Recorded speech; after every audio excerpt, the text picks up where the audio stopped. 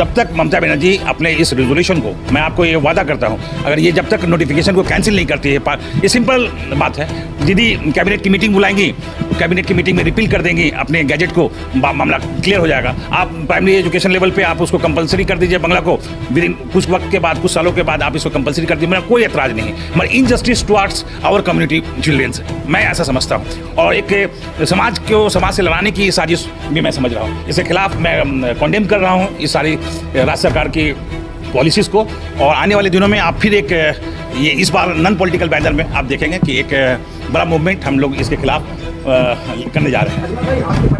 पश्चिम बंगाल कांग्रेस के तेज तर्रार नेता अजमल खान ने दावा किया है कि ममता बनर्जी की पार्टी तृणमूल कांग्रेस दिखावे के लिए बीजेपी पर निशाना साधती है। सच्चाई तो यह है कि टीएमसी का निशाना बीजेपी नहीं बल्कि कांग्रेस है, इसलिए टीएमसी कांग्रेस को खत्म करने की कोशिश कर रही है। अजमल खान ने इल्जाम लगाया कि ममता बनर्जी ने विपक्षी पार्टियों के विधायकों और सांसदों को खरीदने और उन्हें तोड़ने का गुर नरेंद्र मोदी से सीखा है। दूसरे राज्यों में जो काम बीजेपी करती है वही काम पश्चिम बंगाल में ममता बनर्जी और उनकी पार्टी टीएमसी कर रही है।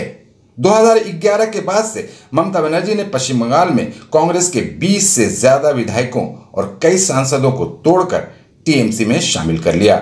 लेकिन ममता बनर्जी ये याद रखें कि वो सांसद, विधायक और नेता तो खरीद सकती हैं, लेकिन कांग्रेस के कार्यकर्ताओं को वो कभी भी खरीद नहीं पाएंगी। बता दें कि छात्र जीवन से ही राजनीति में कदम रखने वाले सीनियर कांग्रेस नेता अजमल खान को पश्चिम बंगाल प्रदेश कांग्रेस का नया सदस्य बनाया गया है। एआईसीसी ने उन्हें पश्चिम बंगाल प्रदेश कांग्रेस का कोऑप्टेड डेलीगेट नियुक्त किया है। एआईसीसी के इस फैसले से अजमल खान के साथ ही कांग्रेस कार्यकर्ताओं और समर्थकों में खुशी की लहर दौड़ गई है। उन्होंने इतनी बड़ी जिम्मेदारी मिलने के लिए अजमल खान को मुबारकबाद दी, उन्हें मिठाई खिलाई और उनका स्वागत किया। मौके पर मौजूद कांग्रेस कार्यकर्ताओं शौकीन आलम, सुरेश दास, मकसूद खान, शहबाज वगैरह ने कहा कि कांग्रेस हाईकमान ने बेहद सही फैसला लिया है। इससे बंगाल में कांग्रेस को मजबूती मिलेगी। देश भर में सिर्फ कांग्रेस ही बीजेपी का मुकाबला कर सकती है। उन्होंने कहा कि हम लोग संगठित होकर बीजेपी और टीएमसी का मुकाबला करेंगे। 2024 के लोकसभा चुनाव में कांग्रेस बंगाल में पहले के मुकाबले अच्छा रिजल्ट करेगी। वहीं अजमल खान ने कहा कि वो पिछले 22 साल से कांग्रेस के साथ हैं। पार्टी ने उन्हें जो जिम्मेदारी दी है वो उनके लिए फख्र की बात है। बंगाल में पार्टी को मजबूत बनाने के लिए अपनी पूरी ताकत झोंक देंगे। लोगों को अजमल खान का और भी जुझारू रूप दिखाई देने वाला है। দেখুন আজমল খানকে আজকে পার্টি বুঝতে পেরেছে যে পশ্চিমবঙ্গে কংগ্রেসের নতুন প্রজন্মকে নিয়ে আসতে হবে। আজমল আজ নতুন নয়, ছাত্র রাজনীতি থেকে আমরা একসঙ্গে করেছি। আজমল এর আগেও সিপিএমের বহু অত্যাচারের সামনে দাঁড়িয়ে থেকে কংগ্রেসের ঝান্ডা নিয়ে ছাত্র রাজনীতি করেছে, যুব রাজনীতি করেছে। আজকে মাদার কংগ্রেস করছে, কংগ্রেস সরব করছে। অল ইন্ডিয়া কংগ্রেসকে আমরা ধন্যবাদ জানাই।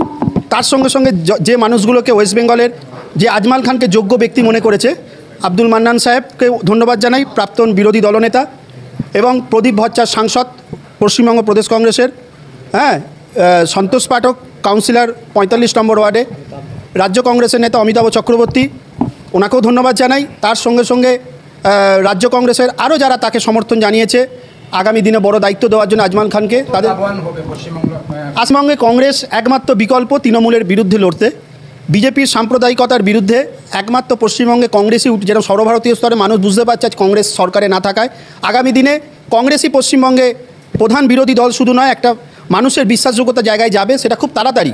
এবং আজমল খানের নেতৃত্বে আগামী দিনে কলকাতার বুকে শুধু নয়, সারা বাংলায় আমরা আরও বেশি অত্যাচারিত নিপীড়িত তৃণমূলের হাতে যা মানুষের পাশে দাঁড়াবার চেষ্টা করব, আরও আন্দোलन সংগঠিত করব।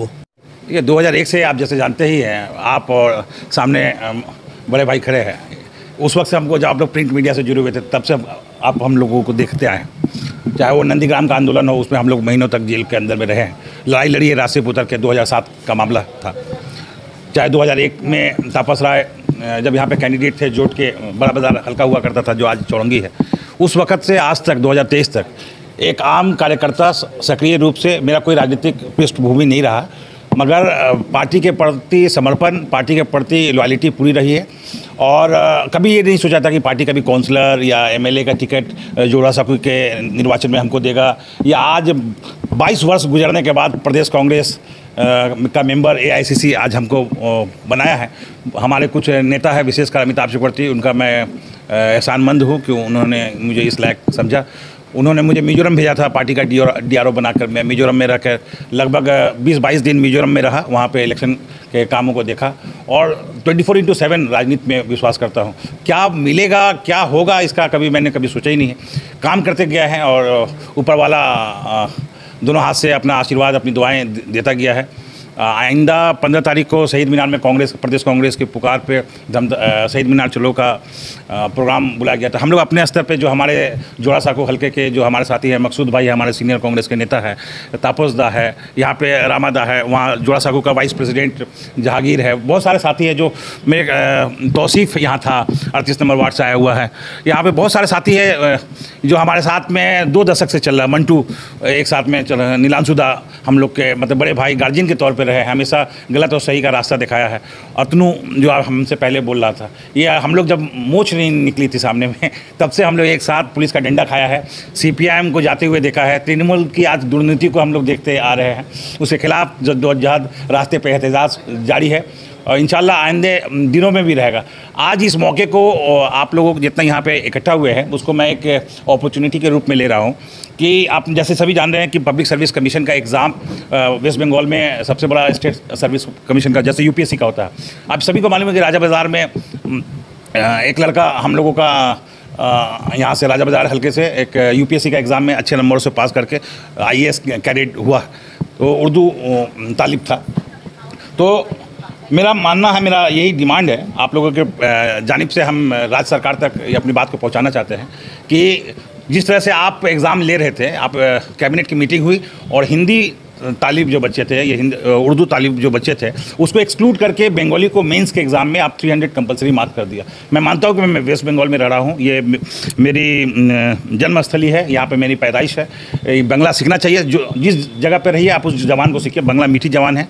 मगर उससे पहले ममता बनर्जी को, हमारे प्रदेश की मुखिया को कंपलसरी करना चाहिए था प्राइमरी लेवल एजुकेशन में, क्योंकि आप सभी जानते हैं चाहे वो CBSE ICSE जो एग्ज़ाम होता है उसमें सेकंड लैंग्वेज, थर्ड लैंग्वेज के रूप में लोग बच्चे बंगला को चूज़ करते हैं, वो भी एक लिमिटेड पीरियड ऑफ टाइम के लिए है। तो स्टेट गवर्नमेंट ये मेरे समझ से एक हिंदी स्पीकिंग और उर्दू स्पीकिंग और हिंदी स्पीकिंग के बीच में, ये तीनों लैंग्वेज के बीच में एक तफरका, एक नाइतफाकी क्रिएट करने की कोशिश है, साजिश मुझे नज़र आ रही। नहीं तो कम से कम एक टाइम फ्रेम रहता कि एक वक्त तक बच्चे प्राइमरी लेवल से कंपलसरी हो जाता कि हिंदी उर्दू के साथ साथ आपको बंगला को भी सीखना है, ये कंपलसरी है। और तब आप करती, अचानक आप कैबिनेट में ये रेजोल्यूशन ले लिया, नोटिफिकेशन जारी कर दिया कि मेंस के एग्ज़ाम में 300 मार्क्स कंपलसरी होगा बंगला को। इसके लिए मैं बहुत सारे मतलब लगभग 20 तारीख को से मैं लगा हुआ हूँ, बहुत सारे लोगों से बात हो रही है, क्योंकि मेरी पहचान कलकत्ता की सरजमीन पे एक राजनीतिक छात्र के रूप में है। मैं पहली बार असामाजिक बैनर तले ये इस मूवमेंट को लेने जा रहा हूँ और जब तक ममता बनर्जी अपने इस रेजोल्यूशन को, मैं आपको ये वादा करता हूँ, अगर ये जब तक नोटिफिकेशन को कैंसिल नहीं करती है, ये सिंपल बात है, दीदी कैबिनेट की मीटिंग बुलाएंगी, कैबिनेट की मीटिंग में रिपील कर देंगी अपने गैजेट को, मामला क्लियर हो जाएगा। आप प्राइमरी एजुकेशन लेवल पे आप उसको कंपलसरी कर दीजिए बंगला को, विद इन कुछ वक्त के बाद, कुछ सालों के बाद आप इसको कंपलसरी कर दीजिए, मेरा कोई एतराज़ नहीं है। मगर injustice towards our community childrens, मैं ऐसा समझता हूँ, और एक समाज को समाज से लड़ाने की साजिश भी मैं समझ रहा हूँ। इसके खिलाफ मैं कॉन्डेम कर रहा हूँ इस सारी राज्य सरकार की पॉलिसीज़ को। और आने वाले दिनों में आप फिर एक ये इस बार नॉन पॉलिटिकल बैनर में आप देखेंगे कि एक बड़ा मूवमेंट हम लोग इसके खिलाफ करने जा रहे हैं। जब मेरी राजनीतिक शुरुआत हुई थी उस पर कांग्रेस के पास में 80 विधायक हुआ करते थे। मैं जब खुद विधानसभा का निर्वाचन लड़ा 2021 में, तो हमारी संख्या 0 थी। और मैं जब से राजनीति में हूँ, मैंने कहा जैसे कि 2 दशक हो गया है, तब तक हम लोगों ने सरकार नहीं देखी। कौन पार्टी में आया, कौन पार्टी में गया, कौन विधायक भाग गया। तृणमूल कांग्रेस का जो स्ट्रेटेजी है, चाहे वो ममता बनर्जी ने क्या किया, हमने क्या देखा। कांग्रेस के तकरीबन पिछले जो 16 से 21 का वक्त था, उसमें आपने राज्य सरकार ने 20 विधायक को तोड़ लिया था, आपने सांसद को तोड़ लिया था। ये पॉलिसी आपने कहाँ से सीखी? आपने नरेंद्र मोदी से ये पॉलिसी सीखी। अब तृणमूल कांग्रेस भाजपा को अपना प्रधान विरोधी दल नहीं समझ रहा। पश्चिम बंगाल में आप कांग्रेस को टारगेट कर रहे हैं, कांग्रेस को ख़त्म करने की कोशिश कर रहे हैं। कांग्रेस हमारे खून में है। ममता बनर्जी को ये समझना चाहिए कि वो MLA खरीद सकती हैं, MP खरीद सकती हैं, काउंसलर खरीद सकती है, कांग्रेसी कार्यकर्ता आज भी लाखों की तादाद में वेस्ट बंगाल में है। आज यहाँ पे आप जितना देखिएगा, मेरे साथ जो खड़े हैं वो मेरे सीनियर हैं, यहाँ पे 5-7 सीनियर यहाँ पे साथ में खड़े हैं, बाकी आप जितने तादाद आप देखिएगा हमसे सब छोटा है। तो ये कभी हम लोग न किसी को कुछ इकोनॉमिकल फिनेंशियल किसी को सपोर्ट कुछ नहीं दे पाते हैं, मतलब मिनिमम आप समझ लीजिए हम लोग किसी के लिए खड़ा हो पाते हैं ना के बराबर, मगर फिर भी लड़के अपने पॉकेट से अपने वक्त को देके अपना सब कुछ लगा के कांग्रेस की राजनीति कर रहे हैं। मैं उन सारे लोगों को सैल्यूट करूंगा और उन लोगों को भी कहूँगा कि आप मुझे देखो कि किस तरह से मैंने बिना किसी मफाद के कांग्रेस किया। कांग्रेस एक नॉन पॉलिटिकल घर का लड़का को भी काउंसलर का टिकट दिया, एमएलए का टिकट दिया, आज प्रदेश कांग्रेस का मेंबर बनाया है। मैं एआईसीसी के तमाम नेताओं का धन्यवाद देता हूं, शुक्रगुजार हूं उन लोगों का भी। मैं नहीं रोकूंगा क्योंकि मेरा मानना है कि लोकसभा 7 विधानसभा का है, लगभग 14-15 लाख वोटर्स का है और उस लायक मैं अभी नहीं हूँ। मुझसे कुछ एक बहुत दिन पहले एक सीनियर नेता ने भी कहा था, जब 2019 का इलेक्शन चल रहा था, मैंने उनको भी ये कहा था, आज वो हमारे राज्यसभा के सांसद हैं, कि मैं उस लायक अपने आप को अभी नहीं समझता हूँ।